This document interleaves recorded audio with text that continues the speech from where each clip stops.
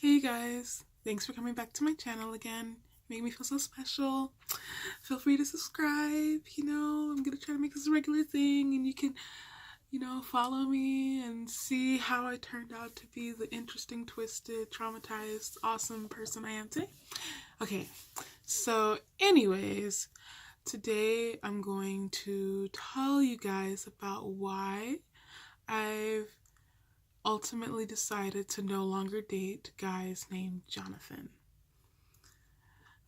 You guys, I have a track record. I've probably dated like 6 Jonathans in the last 5 years.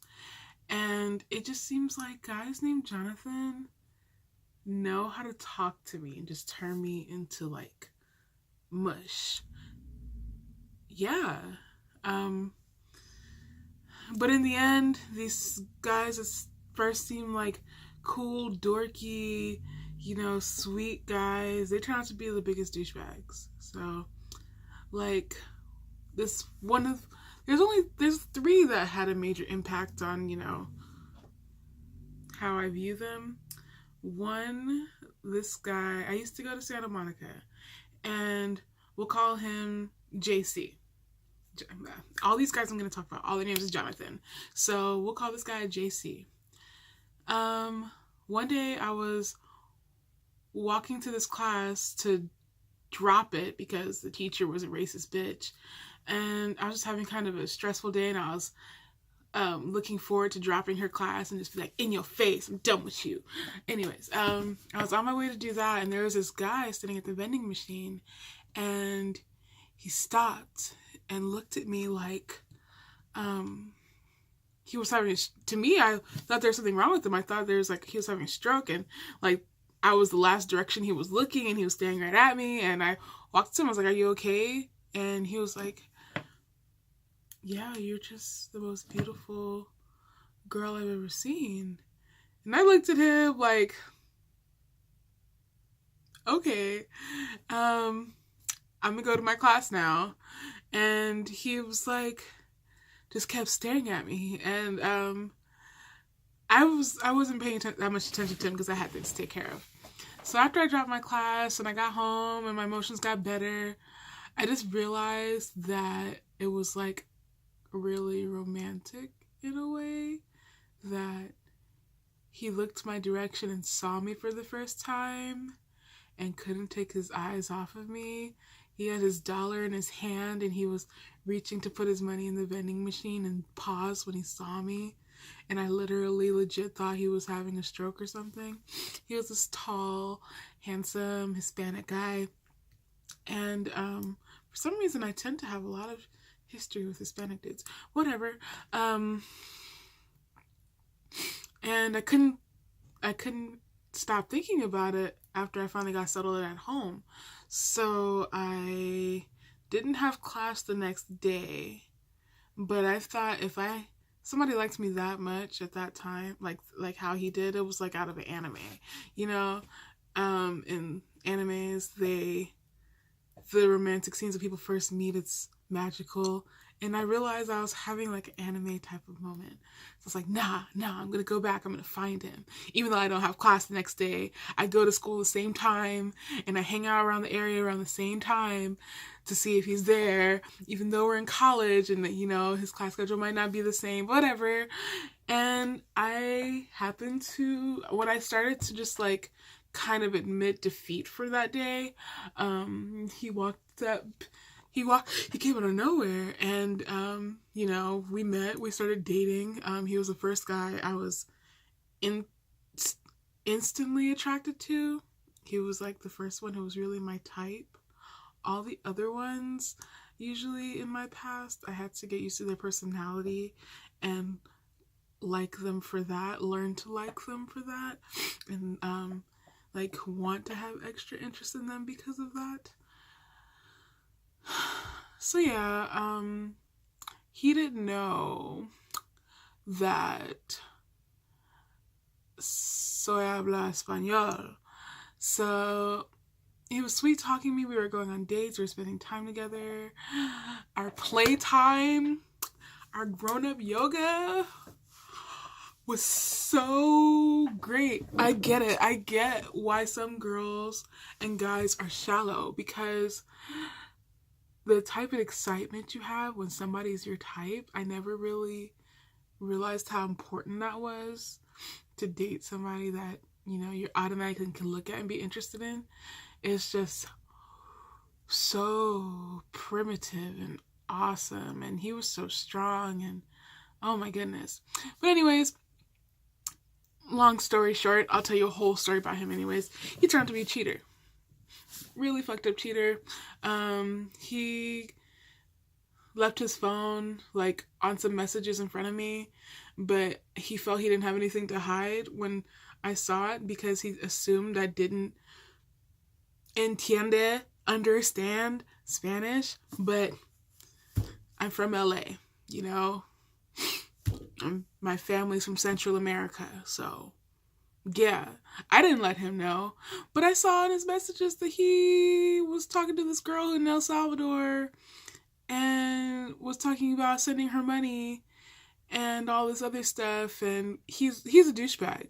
So, you know, he has some sort of history with her if he's sending her money. That's normal, like a lot of situations. But I know with experience with him, when he fucks up and he wants to get back on your good side and he doesn't know what to do, he coughs it up. He just like, here is all my money. Here's $1,000. I'm so sorry, babe. Like, what you want to do? You want new bra? You want this? You got titties. I know your titties cost like $60 a bra. Let's go to Lane Bryant, babe. You know, okay, whatever you want. I'm so sorry. He's like that. It's like, oh, your car's fucked up, babe. And, you know, I really want you to be my babe again. Let me go fix your car, babe. And I was like, this douchebag, you know what? Yeah, you gonna fucking fix my car. Whatever. So it was a whole bunch of back and forth with him, and him cheating, and him doing stupid stuff. And I just got fed up with it. It was just breaking my heart, because I knew he was never gonna stop. And then one day he was upset because I wasn't giving in to what he wanted. I wasn't with him. He was trying to get me back, and he was arguing with me, and he called me the N-word, and he was saying really nasty things to me. I told him not to talk to me like that. I told him not to act like that, and he wouldn't stop. And I had to threaten him, like, and tell him, like, you know, I have 4 brothers and a bunch of half-brothers and a dad, and I'm gonna tell them how you're talking to me and how you're treating me, because you're not respecting me. And that's all of a sudden made him start apologizing for how he was talking to me and how he was treating me, and begging me not to tell them. So there's that Jonathan. So then there's another Jonathan. We'll call him JM. JM I met off of this dating app called POF, and he was a sweet talker too. We talked for a while online, and then he wanted to plan a date, but I was like, no, I wanted to hear his voice and really get kind of more of a feel of his personality before this happened. So when we talked on the phone, he sounded nice, and he was like, seemed shy and awkward, seemed like a nice guy, because for some reason my ass keeps falling for the nice guy act. Anyways, our first date, he showed up looking like a bum. We met at the West Side Pavilion, and then we went to Norm's to eat, because dates equal food. Duh. At some point in the date activities, food is supposed to be involved. Whatever. We go to Norm's, and like before we get to Norm's, he's already all up on me before he even really knows me. He's wanting to show public affection in the mall and hold hands and cuddle and different things. And right at the time I had a busted SUV, so we rode my SUV. He didn't have a car yet. We rode to Norm's a few blocks away, and this fool brought his own food. But not normal, just his own food, but right in front of the waiter. And at this restaurant, he decides that this is how I learned he's a very cheap, frugal person and picky. He pulls out a bag of sandwich meat with a half-eaten, already bitten off of apple where it's turning brown, and some sort of bread, and it's just so tacky. And it's like, we're in a restaurant, it's our first date, you bringing this out? And it was just like nasty. It's like you literally just brought out a whole, you know, those big packages of thinly sliced sandwich meat. This fool is pulling that out and that's what he's eating there. And then he tells me, oh, you know, we'll split the price of your meal. So I'm like, okay, this awkward ass. I'm whatever, weirdo, whatever. So he tries to get up on me, and he's trying to be super affectionate. And then I tell him, at the time I was a nanny, I told him I had to go because I had to go pick up the girl from school that I was taking care of. And he kept trying to distract me from the time, not caring about putting my job on the line, not caring about this little girl. So eventually I had to get aggressive with him and kick him out the car so I can go handle my business. And then, you know, we dated for a little while.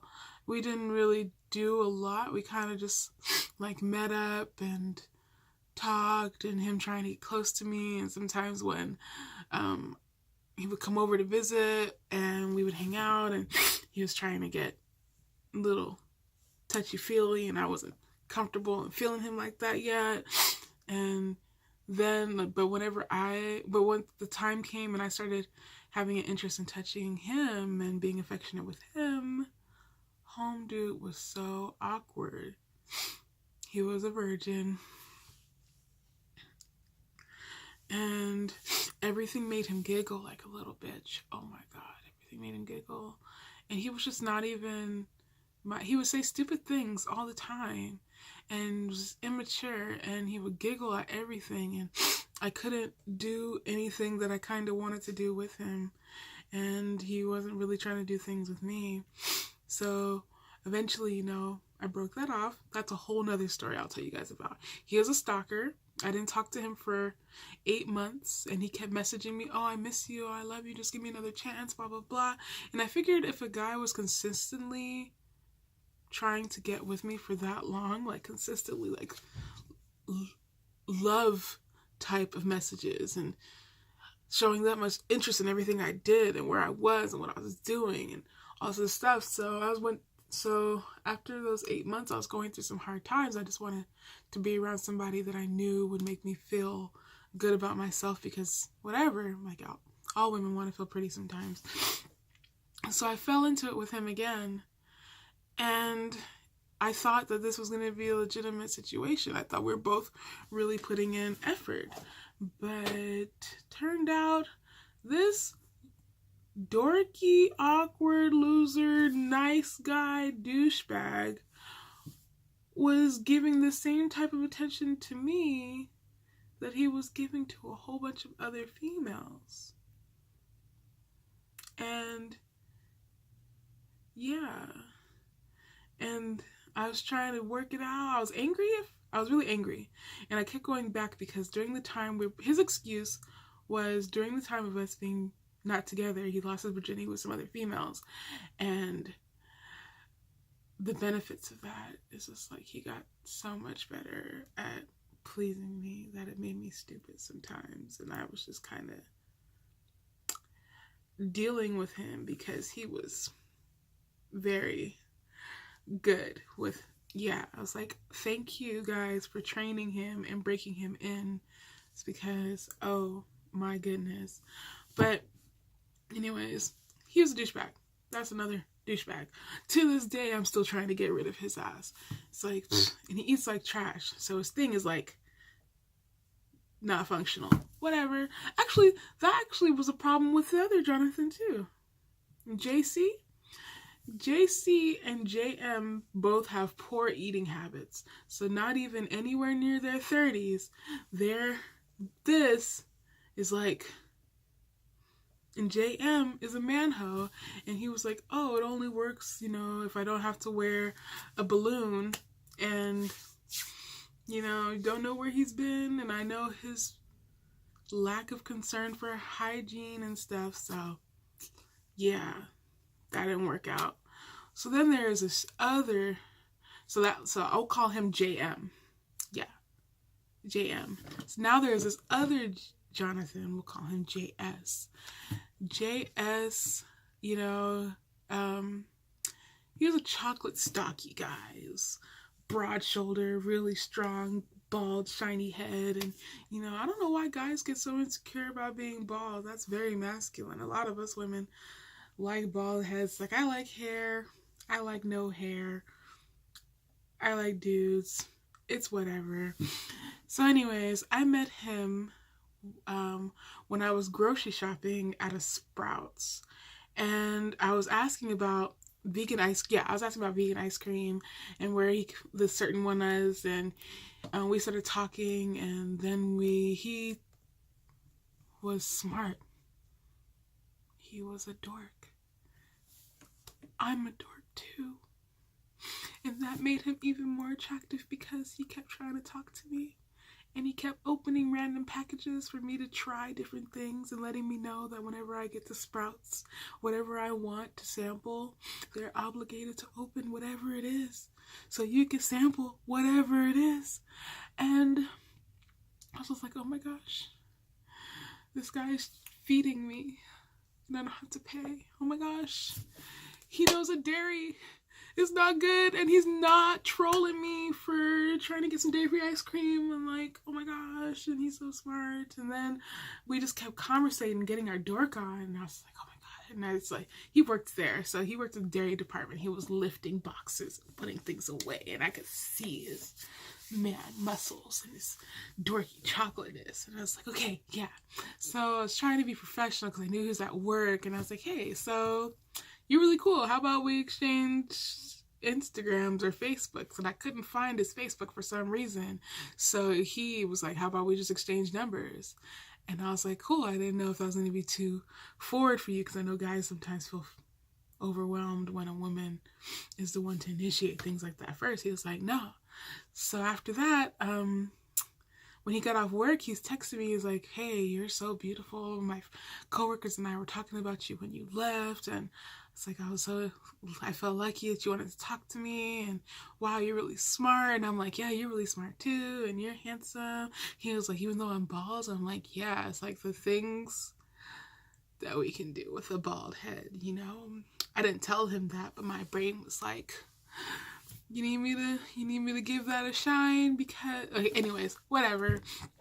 So, we're texting all night, and he's just like, you're so beautiful, you have great legs, blah, blah, blah, your hair. At the time I had like really thick twists and they're red and blonde and I had jewelry in them and things.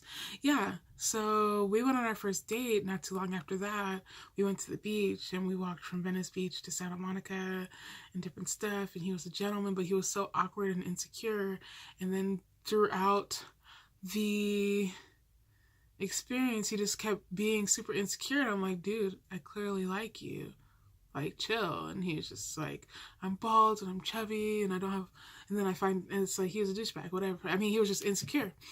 And throughout the relationship, us dating, we weren't ever really official. Like, one time we messed around and I found out that he wasn't so impressive on top of it. And he was obsessed about talking about his member and just like, oh yeah, I have a really big, oh, blah, blah, blah. And I'm just like, dude, stop talking about it. And then it's like, I also learned in that moment that it's usually guys who know that they need to be modest about themselves, humble, who want to boast about it the most. But whatever. After, he was just like, we would hang out. He didn't have a car or a license in his 30s. He liked to complain about his life, but not do much different. And then he was like a fake female friend who always did these fake compliments that were actually insults. And there's a lot of that going on. And he was always very, very negative. And like, we would hang out, I'd go pick him up and we'd go places. And he would talk to me about how hot some other girl's butt is that's walking by or something like that. And he'd gawk at other females around me. And I was like, nah. I would talk to him about it. He was like, oh, well, we're not together, so why are you tripping. It's like, I didn't think that was disrespectful. We're friends, you know, I'm trying to get my life together. And he wasn't really trying to get his life together. He just wanted to be negative. And he was actually making me feel really bad. I would try to make him feel better when he was upset about things. And he would just kind of at me and just be negative all the time and disrespectful. So I kind of just ghosted him because he wasn't making me feel good. He wasn't. Like, one time he hit me up and he was like, hey, I haven't heard from you in a while. And his name on my phone, I literally changed it to Wallow because his vibe was just so bad all the time. And he wanted to make me feel bad for wanting to make him feel better. And I was just over that. But yeah, I'll probably do a story time about each one of those Jonathans, JC, JM, and JS. Because those are the ones that I dealt with for the longest amount of times out of all of them. And yeah, you guys can hear the whole story. But that's why I've decided to no longer date guys named Jonathan. Even though these guys know how to talk the talk that I need to hear, something I like to hear and clearly works on me. I know it's just probably just destined to fail because that's all it's been doing all this time is just failing, and I've been getting burned. I think it would be really stupid after having this history of failed attempts of dating this many Jonathans. Why would I keep doing the same thing? Thanks for listening, you guys. Love you.